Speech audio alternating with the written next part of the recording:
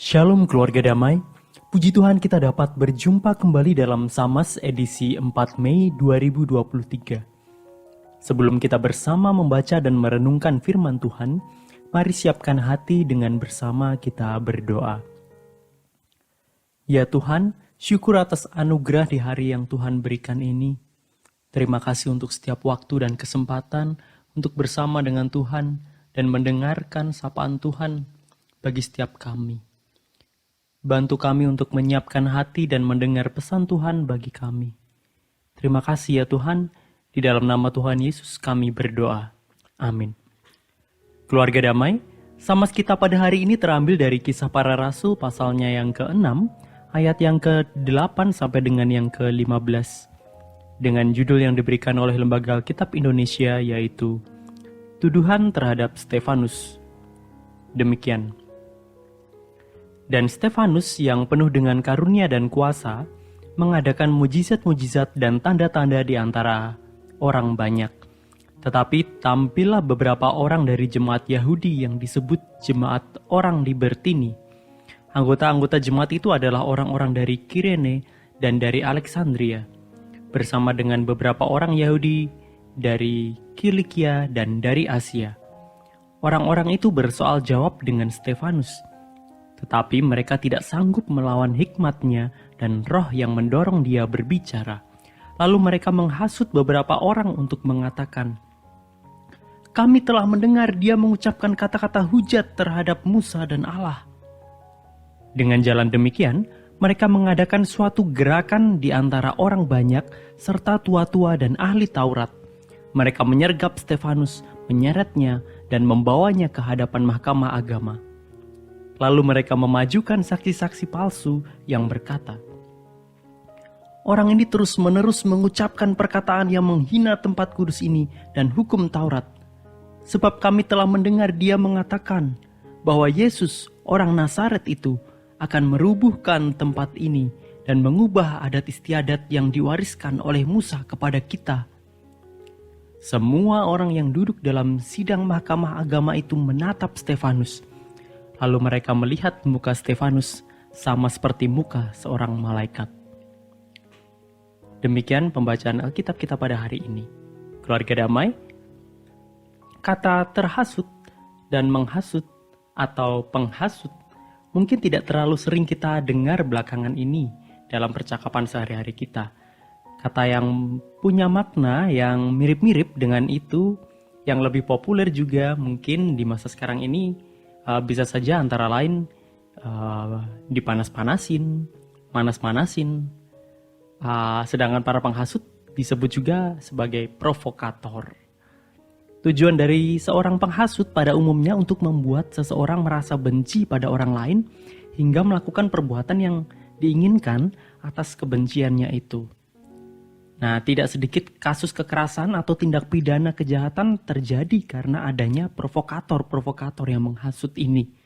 Salah satu contoh kasus misalnya tentang peristiwa pembacokan yang dialami oleh seorang anak SMK di Bogor bulan Maret yang lalu. Pelakunya adalah 3 siswa dari sekolah lain. Peristiwa itu terjadi setelah para pelaku membaca komentar-komentar dari sebuah akun di media sosial yang terkesan menantang, ngompor-ngomporin. Akhirnya para pelaku terpancing emosinya dan melakukan pembacokan secara random atau secara acak terhadap siswa dari sekolah yang dianggap lawan itu. Para pelaku ini masih berusia 17-18 tahun. Jadi sangat miris sekali mendengarnya.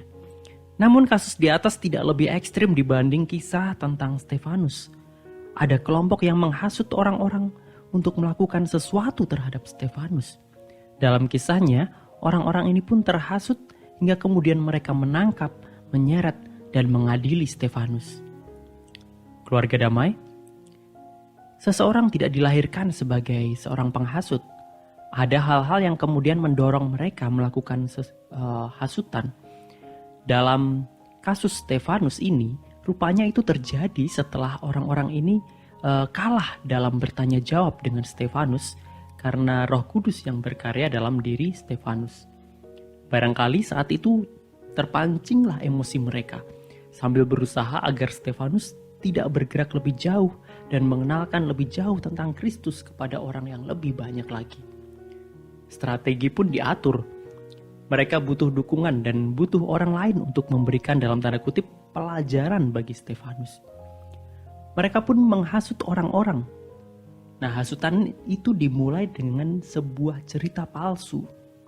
Cerita yang mengada-ada itu penting untuk memunculkan dan menaikkan emosi, kemarahan orang-orang dan memancing mereka untuk bertindak sesuatu pada akhirnya.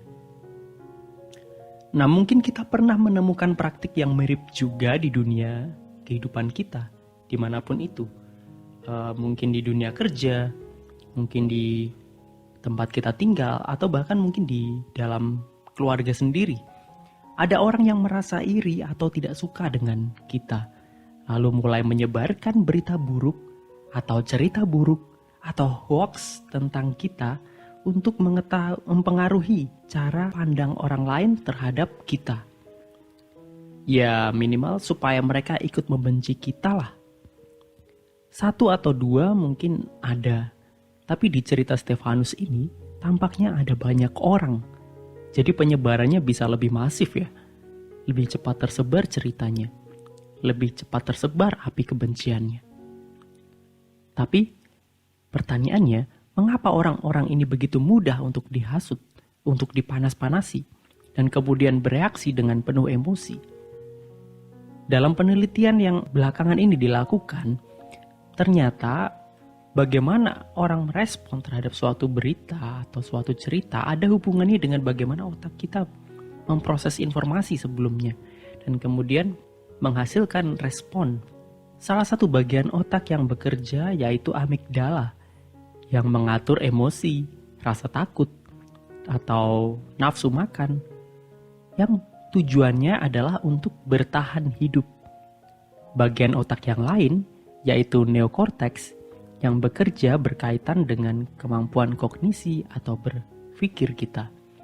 Pada konteks ini bertahan hidup bukan selalu berarti kemampuan bertahan dari binatang buas, tetapi juga terhadap perubahan-perubahan yang dianggap mengancam dan dapat mengacaukan kehidupan. Hoax yang diceritakan tentang Stefanus adalah bahwa ia telah melakukan penistaan terhadap Musa dan menghujat Allah, serta bahwa Yesus akan merobohkan bait Allah dan akan mengubah adat istiadat yang diwarisi dari Musa. Mendengar hal itu, orang-orang ini tidak berpikir panjang dan langsung tersulut emosinya dan menganggap Stefanus sebagai sebuah ancaman yang serius dan harus segera ditangani. Akhirnya dibawalah Stefanus ke mahkamah agama itu. Keluarga damai, menjadi penghasut itu butuh keterampilan untuk membangun cerita dan kemudian menyebarkannya. Tapi untuk menjadi orang yang terhasut itu lebih mudah. Yaitu ketika kita memproses informasi atau cerita itu hanya dengan emosi. Ketika mendengar cerita yang dinilai menyedihkan dan menggambarkan seseorang sebagai pihak yang jahat, kita seperti mudah untuk setuju dan terbawa untuk ikut membenci. Padahal jangan-jangan pada saat itu kita cuma diperalat saja. Apalagi pada zaman sekarang di mana informasi itu sangat mudah didapatkan dan sangat cepat untuk disebarkan. Dengan kata lain, sangat mudah juga untuk kita kalau kita mau jadi seorang penghasut. Dan sangat mudah juga bagi kita untuk bisa terhasut. Oleh karena itu kita perlu waspada dan memberi waktu untuk otak kita dapat memproses informasi yang ada. Penting untuk berpikir bahwa ada sudut pandang lain dan ada kemungkinan lain yang bisa saja berbeda. Mempertanyakan dan mempertimbangkan dari berbagai sisi. Tidak hanya asal setuju karena emosi ketika mendengar informasi itu. Pada akhirnya, keluarga damai, mari kita bersama-sama menjaga diri supaya kita tidak terjebak oleh perasaan iri, benci, dan kemudian kita menjadi seorang penghasut. Juga tetap waspada supaya kita tidak mudah untuk terhasut. Serta sama seperti Stefanus, mari kita terus pancarkan sinar kemuliaan Tuhan, meskipun mungkin di luar sana ada orang-orang yang membenci atau mungkin salah sangka terhadap kita. Mari kita berdoa. Ya Tuhan, Terima kasih untuk kisah tentang Stefanus yang Tuhan berikan. Tolong bantu kami agar terus waspada, untuk tidak jadi seorang penghasut, untuk tidak mudah terhasut, melainkan terus memancarkan cahaya kasih-Mu dalam keseharian kami. Terima kasih ya Tuhan, di dalam nama Tuhan Yesus kami berdoa. Amin. Demikian Samas kita pada hari ini. Selamat mensyukuri hari yang Tuhan beri. Tuhan memberkati.